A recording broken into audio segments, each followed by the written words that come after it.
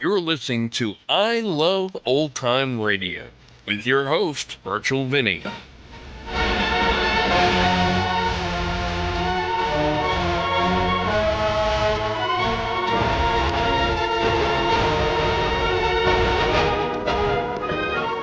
Welcome to a new month here on I Love Old Time Radio. Welcome, old time radio fans. I'm your host, Virtual Vinny. You can interact with us via social media on Facebook at I Love Old Time Radio and on Twitter at I Love OT Radio. You can send feedback to us via the contact form on our website at iloveoldtimeradio.com.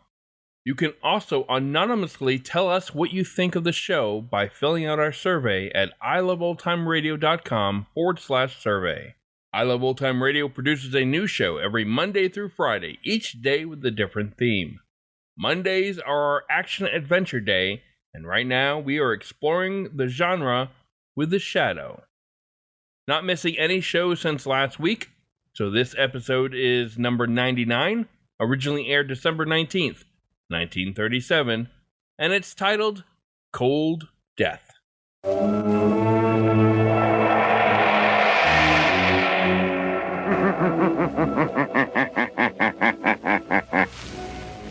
The Shadow knows.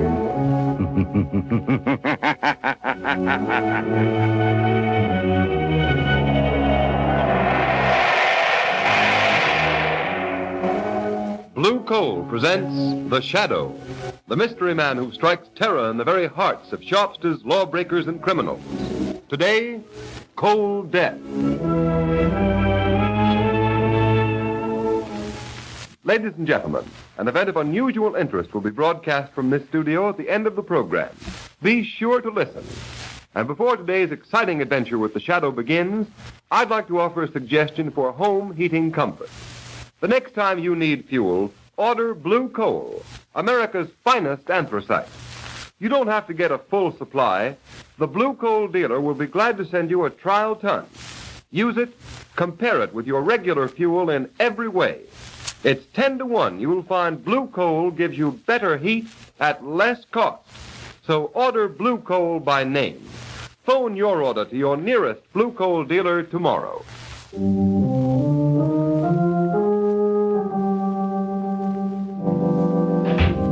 Hello, Mr. Carver. Well, what do you want, Dawson? My job at Carverville, tending to business. Fine mess you've made of things. Oh, so you've seen the story in the paper about conditions up in the village? Yes, you brainless fool. Don't you know you can't keep things quiet by manhandling a reporter? Now, wait a minute, boss. I can explain that. We had to rough that reporter up. He was taking pictures. I don't want any excuses. I pay you to manage my mill. If there's any more publicity about living conditions up there, you'll find yourself out of a job. Now get out. Don't bother me with details. Get out. Okay, Mr. Carver, I won't bother you with details. But if anybody else comes up to Carverville snooping around and asking questions, we'll make them wish they never heard of the place.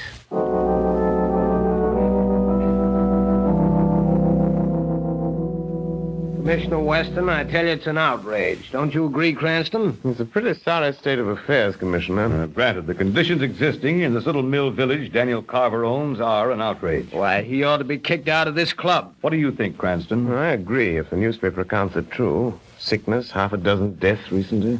The authorities ought to be able to do something about a man like Carver. Apparently not. He owns Carverville, lock, stock, and barrel.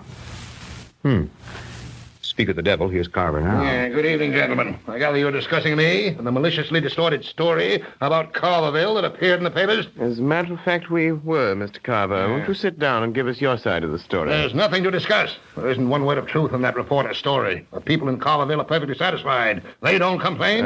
Perhaps they don't dare. They have no reason to complain, Cranston. I give them work in my mill, provide them with homes. Homes? Why, they make the worst city slums look like Park Avenue. Carverville is my affair. Well, maybe so, but this club may have something to say about your membership, Daniel Carver.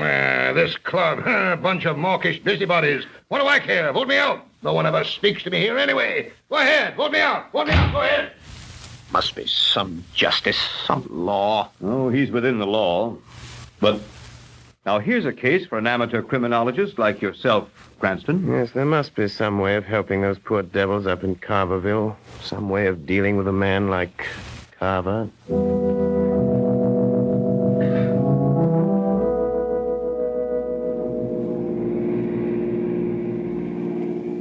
Cranston, would you mind telling me the reason for this long drive in zero weather? You'll soon see the reason, Margot. We're now entering Carverville. Take a good look at it. Oh, how drab. How awful. Look, Lamont, broken windows stuffed with paper. I'm beginning to understand why you're here. But how did you hear about it? Daniel Carver, the man who owns this charming little mill village, is a fellow club member of mine. What are you going to do, Lamont? I don't know exactly until I've talked to some of these people. As Lamont Cranston or the Shadow? As a nameless social worker for the present, Margot, but I have a strong hunch the Shadow will have to play a big part if anything is to be done to help these people. Here we are. You want some gas, mister? No, thanks, but could you tell me how to get to Mrs. Tucker's house? What do you want? Ma Tucker's got enough trouble already, what with her old man and kid dying since the cold set in. I read about it in the papers. We've come here to help. Listen, mister. Carverville folks ain't got much, but we ain't asking or welcoming no nosing around from strangers. If you'll just point out Mrs. Tucker's house, I'll see what she has to say. Well, right over there by the creek. But don't say I didn't warn you, mister. Thanks. Come along, Margot. I may need your help to get Mrs. Tucker's confidence. Well, I'll do anything I can. You know, Lamont, there's something terrifying about this village. How so? Oh, that man and the way people are watching us from behind curtains in the windows of every house along the street. You're afraid of something, Margot. Of what? That's just what I hope to discover in this house. Oh, there's something sinister about this place. Wait, Margot. Someone's coming to the door. What do you want, mister? Are you Mrs. Tucker? I'm Ma Tucker. What do you want? May we come in? You say what you got to say. Please, Mrs. Tucker, we've come to help you. No, you... Oh, all right. Come in. It don't matter. Nothing matters now. Thank you. Mrs. Tucker, we realize you've been through a terrible ordeal. Losing your husband and son within a week. Well, I ain't no worse off than anybody else in Carverville. What are you going to do? I got one boy left, Sam. He works in the mill. Mrs. Tucker, how much rent do you people have to pay for these houses? Hey, you better get out of here, mister. You don't want to get me in more trouble for talking to you at all. You better get out. Who would make trouble for you because you talk to us? Never you mind that, mister. And if you know what's good for you, you'll get out of Carverville before Dawson and the others from Carverville get here. Hey, Ma, who are these folks? This is my son, Sam. Hello, Sam. Well, howdy. You welfare workers from the city? You might call us that. We've come here to investigate conditions. They've been asking questions about the houses, Sam. I didn't tell them nothing. Well, why didn't you, Ma? What? I'm sick of all this fear, old man Carver and his spies.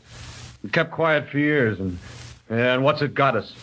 What did it get Pa and young Jim? We slave in the mill, and they rob us at Carver's store, and we live in these pigsties that Carver calls houses, and when we're old and sick, he lets us die off like a lot of mangy dogs. Shut up, Sam. Don't talk like that. Somebody'll hear. Well, let him hear. It's time somebody heard the truth.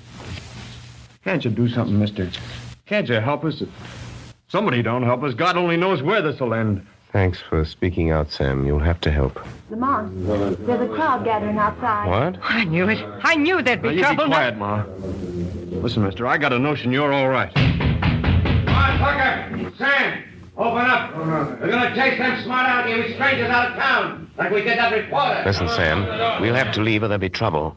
But will you meet me in the next town in a couple of hours? I've got to know everything that's been going on here if I'm to help you. Yeah, I'll meet you. Look for my car on Main Street. Come on, Margot, keep close to me.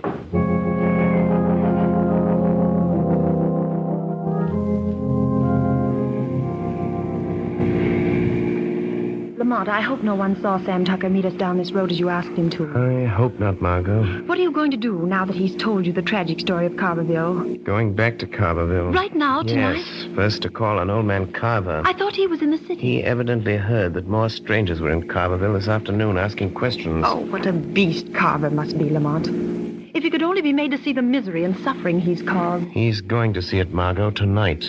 Lamont, there's Carverville. Oh, not that I'm afraid. We're stopping. That's Carver's house right ahead there. Yes, I see a light downstairs, Lamont. What are you going to do? Margot, do you remember Scrooge in Dickens' Christmas Carol? Yes, and Carver is worse than Scrooge ever thought of being. Tonight, Daniel Carver is going to feel more remorse than Ebenezer Scrooge ever did. He deserves it. I'll wait in the car, Lamont. It's bitter cold. Well, if those poor people down there in those flimsy houses can stand it, I can. I'll wait here. But how are you going to make Carver visit those poor people? Margot, tonight Daniel Carver is going on a sightseeing tour. Personally conducted. by the shadow.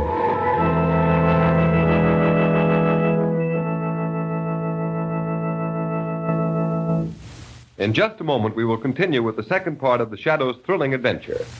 While you are engaged in last-minute preparations for Christmas, don't neglect the health and comfort of your family. Be sure of a cozy, warm home during the holidays by ordering a supply of blue coal. No matter how cold or how mild the weather, blue coal is the most economical fuel for heating or cooking purposes.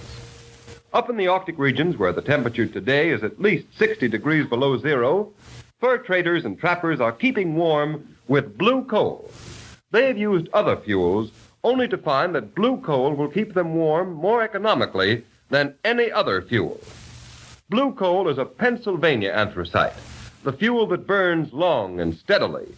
It is the fuel that furnaces, parlor stoves, and cooking ranges in New England were especially designed to burn. And the finest Pennsylvania anthracite is blue coal, mined by the Glen Alden Coal Company, employing American labor, and it is transported by American railroads. Every carload is laboratory tested for purity and uniform size before shipment. Blue coal comes in all domestic sizes: egg, stove, chestnut, and pea size. For economy's sake and for greatest comfort in cold weather, insist on blue coal. Phone your nearest blue coal dealer. You'll find his name listed in the Where to Buy It section of your classified telephone directory under the name Blue Coal.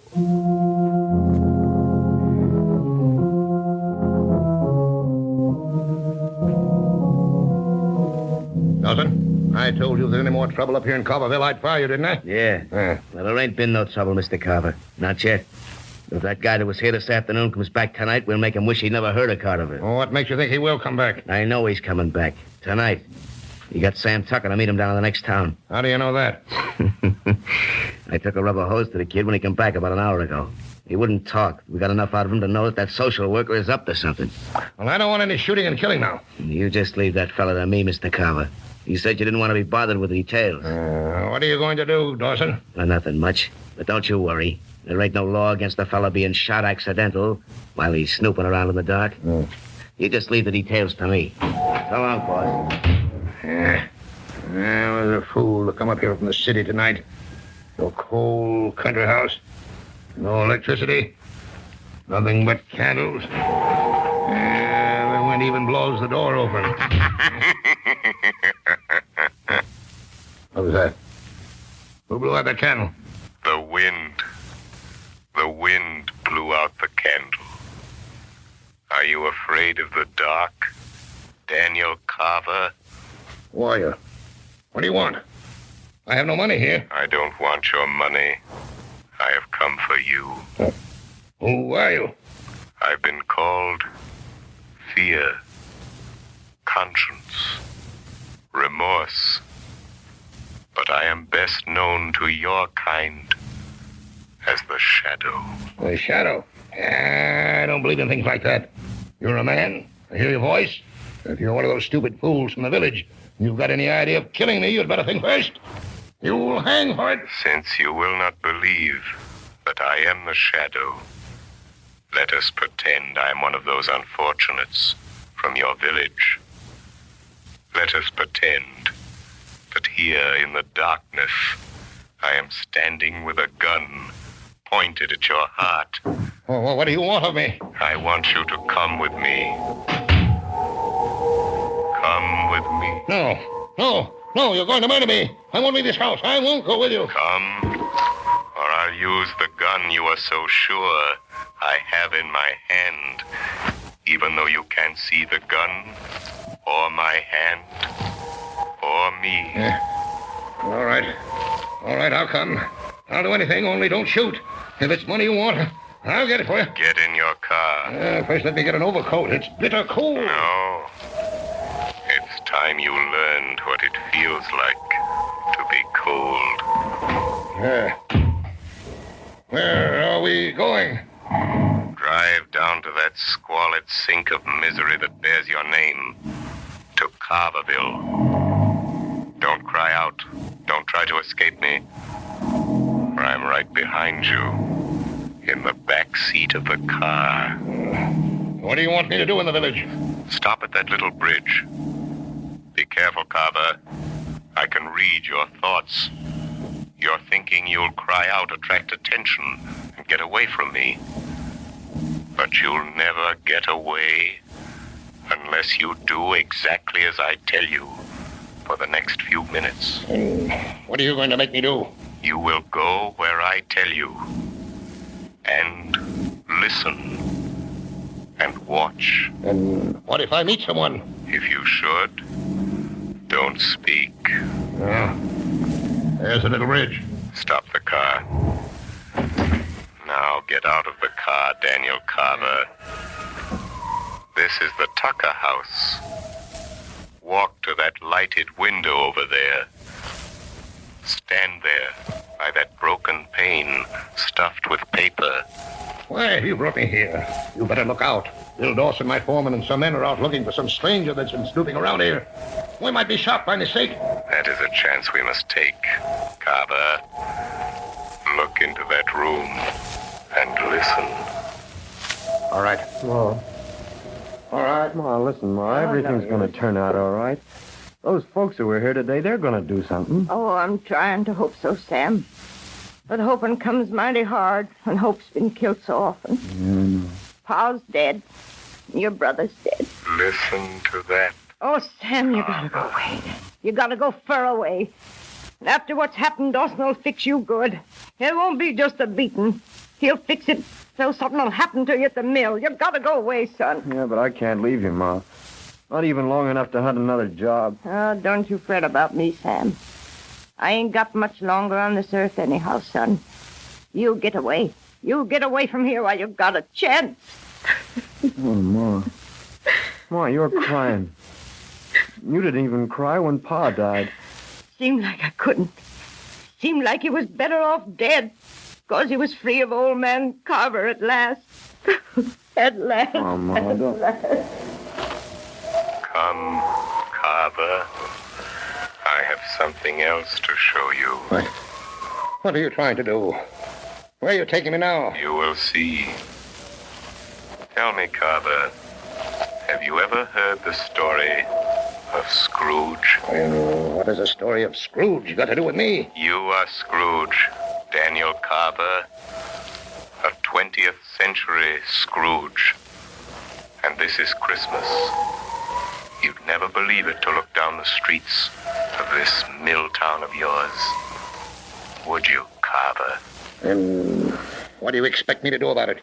You are not your brother's keeper, are you, Carver? Let me go. My hands are freezing. Still thinking of yourself? Is that the Christmas spirit, Carver? Let me go and I'll do something. Send some Christmas baskets. That would ease your conscience, wouldn't it? No, Carver. You're not going to get off so easy. I've seen enough. Where are you taking me now? Just a little way.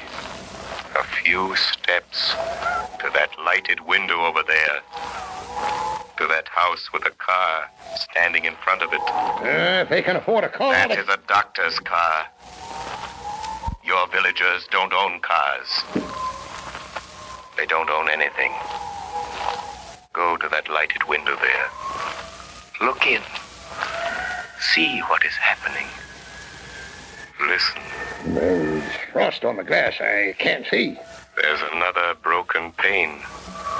The hole is filled with paper to keep out the cold. Like the Tucker's window. Push the paper aside. All right. I will. Try and be calm, Mrs. Anderson. I know it's hard, but you must for the child's sake. I'll try, Doctor. I will try. I can't help feeling the way I do. My husband dying of pneumonia only last month. Now Judy going the same way. Oh, there's still hope. I'd move her to a hospital if there were one near enough. I wish there were only some way of keeping these rotten Carver houses warm. But you might as well try to heat a barn. Mommy. Listen, Carver. Mommy. Yes, darling. I'm right here, Judy, dear. Mummy's here. Mommy, could I have Cecile? Of course you can, honey. Here's your doll, Judy. Santa Claus will bring me a real doll? I hope so, Judy. I'll ask him. Come, Mrs. Anderson. She may sleep now. We'll try to keep the room warm. That's all we can do now. That and hope. Hope for the best.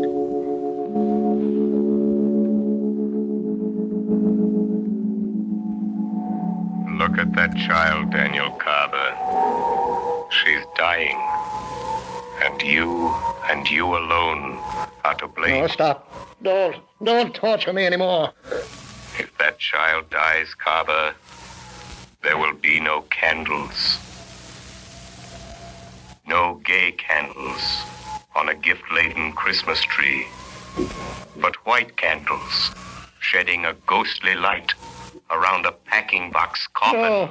No, stop. It will be the monument to your life of selfish greed. No. And a cross you will bear through all eternity.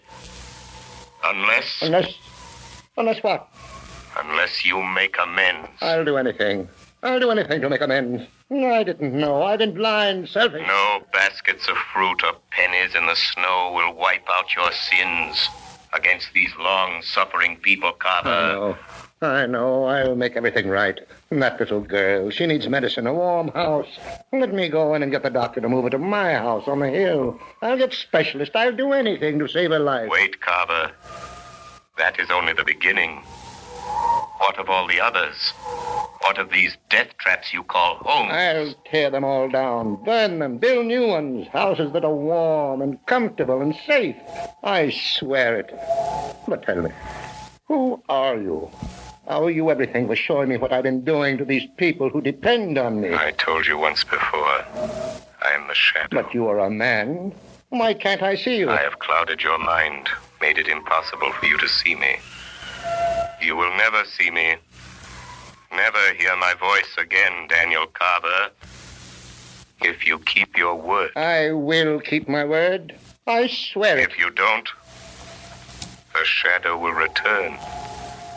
And the next time... Al! Hey, Al! You seen any of that fella? Oh, hey, Bill. Shadow.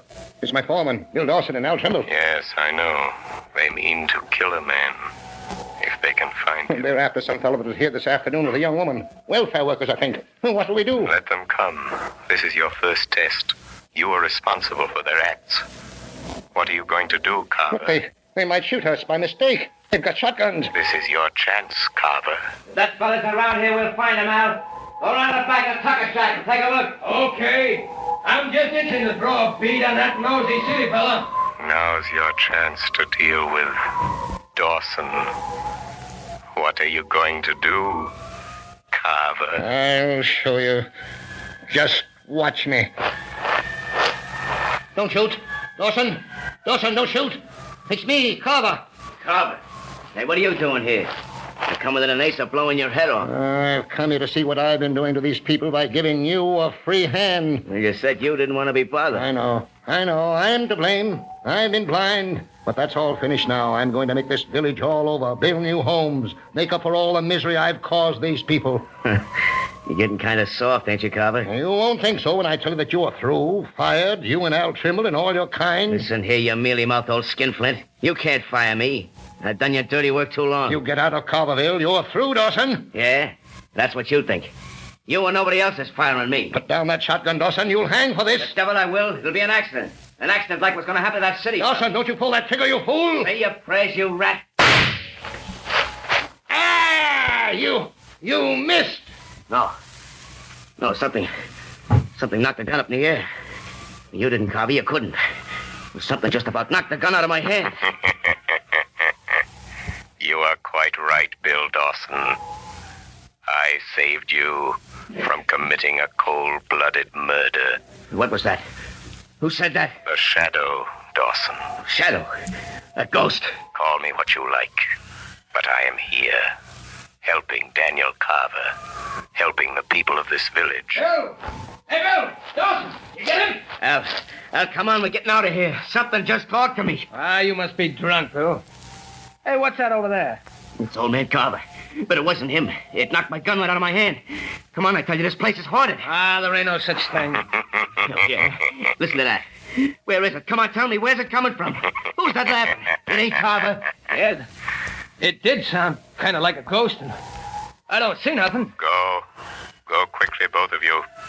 Get out of Carverville and don't come back. Come on, Al, you fool. Let's get out of here. Hey, Bill, wait! Wait, don't leave me here alone with that thing. Wait! Shadow, are you still here? Yes, Daniel Carver. Oh, thank you, whatever you are. Thank you for saving my life. I saved you because you have much work to do. If there was only some way of repaying you for making me see the truth, you should have credit for all this. Just bring happiness to the people of this village, Daniel Carver. That will be your repayment in full to the shadow. I'll do it. Look, Carver. The people of the village are getting up enough nerve to come out of their houses. I'll call them all together right now. I'll tell them what I'm going to do. I'll make this the happiest Christmas season they've ever had. Yes, I believe you will, Daniel Carver. Hey, what happened in here? Who's that? Yeah, who's been shooting? Anybody hurt? Hey, golly, it's Mr. Carver. What's he doing here? What do you want, Mr. Carver? Hurt, Wait a Mr. moment. Carver? Wait a moment, all of you. Oh, I know you have good reasons to hate. Tonight I've been shown why. Someone came to me. Oh, I don't know what he was. I don't care. All I know is he was like a spirit of God. He has shown me how to create a new Carverville, a happy Carverville, where the spirit of Christmas will shine all these years through. Men and women, a shadow has brought us light. This, Carver, this is the peace on earth. Goodwill toward men. Friends, this afternoon we have an event of unusual importance to bring to you. The Shadow program is to be honored with one of radio's most coveted awards, which heretofore has been captured by other outstanding programs such as Jack Benny, Fred Allen, and The March of Time, the Pilot Radio Award. Mr. Harry A. Smith, president of Blue Coal, will accept this award from Mr. Sylvester Thompson, vice president of the Pilot Radio Corporation, who will make the official presentation. Ladies and gentlemen, Mr. Thompson. Thank you, Mr. Roberts. During the past year, the Pilot Radio Award Society has been making periodic awards to various programs on the air which represent the highest achievements in their particular fields of entertainment. And so it's only natural that your program, The Shadow, should have come to our attention. For we can easily understand the reason why The Shadow has held its high place in popular favor for so many years. It brings all the thrill and flavor of mystery drama to radio audiences. In addition, the committee commends you very highly upon bringing some of the finest actors of the American stage into the homes of so many radio listeners. Recognizing your noteworthy contribution to fine radio entertainment, I take pleasure in presenting to you, Mr. Smith, the Pilot Radio Award of Merit. And I am certain that The Shadow will continue to delight radio audiences for many years to come. Thank you very much, Mr. Thompson. On behalf of the Glen Alden Coal Company and the D.L.W. Coal Company, producers and sellers of blue coal, it gives me great pleasure to accept this award. We greatly appreciate this recognition of our efforts to entertain the radio public. We realize, however, that the credit is due to those who prepared, directed, and presented The Shadow. The Blue Coal Dealers of America join me in expressing their appreciation to our very able artists who have presented this entertainment, and our thanks to you for this recognition of their efforts. I assure you that they will endeavor to keep their future presentations of the same high quality that we endeavor to maintain in every ton of blue coal.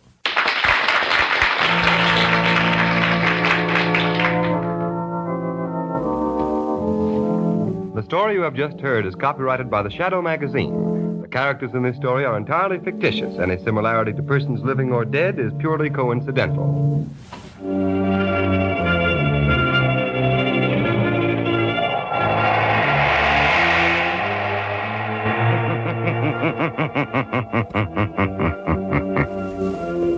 The weed of crime bears bitter fruit.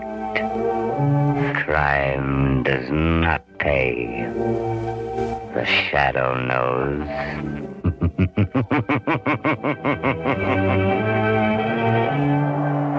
Next week, same time, same station, Blue Coal, America's famous anthracite, will again present another thrilling adventure of the shadow. Be sure to listen, and be sure to burn Blue Coal, the solid fuel for solid comfort. Welcome back. There is no coincidence that this episode sounds like a Christmas Carol. The Shadow even compares Carver to Scrooge. This was the Christmas episode in 1937, since it was the last one to air before Christmas Day. It was a nice change of pace to have the Shadow not kill the main villain in this episode. Well, that's going to do it for our program. You can find I Love Old Time Radio on iTunes, the Google Play Store, and on Stitcher. You can listen to us on your Alexa device through TuneIn. Please take the time to rate us and leave a comment as well. Like us on Facebook at I Love Old Time Radio.